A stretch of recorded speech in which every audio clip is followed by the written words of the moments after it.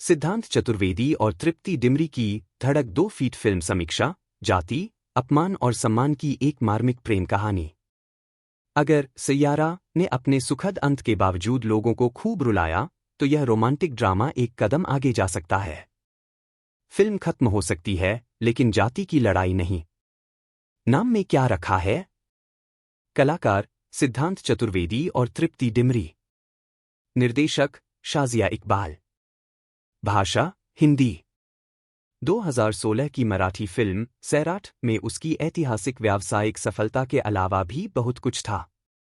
उस फिल्म में उसकी दर्द भरी और व्यापक प्रेम कहानी के अलावा भी बहुत कुछ था। निर्देशक नागराज मंजुले की यह साहसी, बोल्ड और रोंगटे खड़े कर देने वाली फिल्म जातिगत राजनीति का एक भयावह चित्रण थी, जिसमें हाल के दिनों के सबसे जबरदस्त क्लाइमेक्स दृश्यों में से एक था।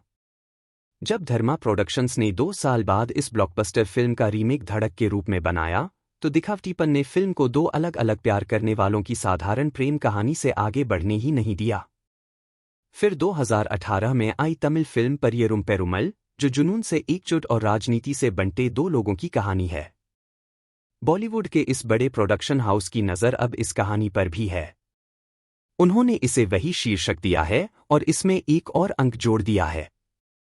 यह कोई आध्यात्मिक सीक्वल नहीं, बल्कि एक डरावनी फिल्म है। 2016 से 2025 तक ये फिल्में दिखाती हैं कि देश का जरा भी विकास नहीं हुआ है। ऊंचे तबके के लोग आज भी निचले तबके को नापसंद और तिरस्कार की नज़र से देखते हैं। कम से कम ये चारों फिल्में तो यही बताती हैं। मूल फिल्मों के नायकों को ऐसा लगता था जैसे वे सचमुच उस दुनिया में रहते हैं जिसमें उन्हें फेंक दिया गया था। रीमेक के लिए निर्माताओं ने ऐसे नामों को चुना है जिनके बारे में आप कल्पना भी नहीं कर सकते कि वे इन किरदारों को निभाएंगे। लेकिन कौन सा अभिनेता इस फिल्म के दायरे का विस्तार नहीं करना चाहेगा? तो धड़क के लिए ईशान खट्टर और जाह्नवी कपूर थे, और धड़क 2 के लिए सिद्धांत चतुर्वेदी और तृप्ति डिमरी हैं।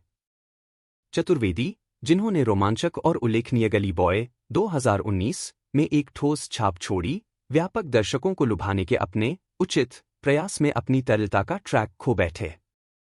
लेकिन धड़क 2 फोन भूत और युद्ध जैसे उबाऊ शीर्षकों से मीलों आगे है।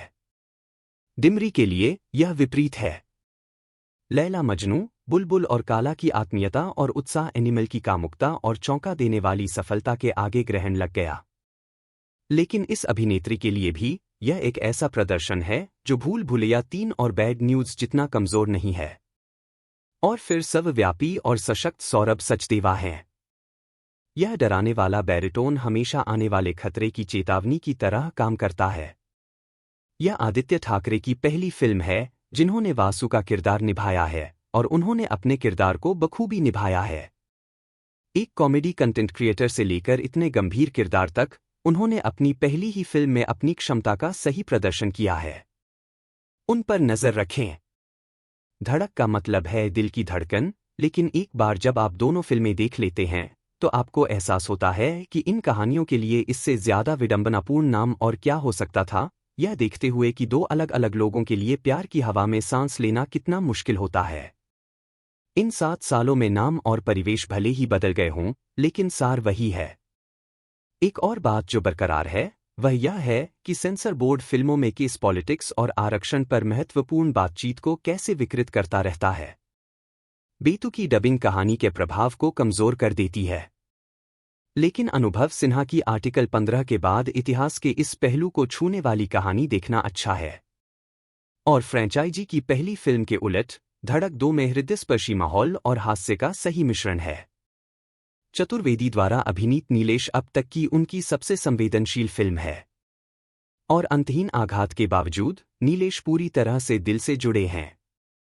वह कुछ मजेदार वन लाइनर बोलते हैं, वीर जारा के शाहरुख खान को श्रद्धांजलि देते हैं, और उनकी कमजोर बॉडी लैंग्वेज आपको उनकी दुर्दशा के प्रति सहानुभूति महसूस कराती है। डिमरी अपनी जाति के कारण अपनी भाषा में ज्यादा संयमित हैं। और हो सकता है कि दोनों अपनी केमिस्ट्री से पर्दे पर छा न पाए, लेकिन आप उन्हें साथ देखना जरूर चाहेंगे। बस आधे से ज्यादा काम हो गया।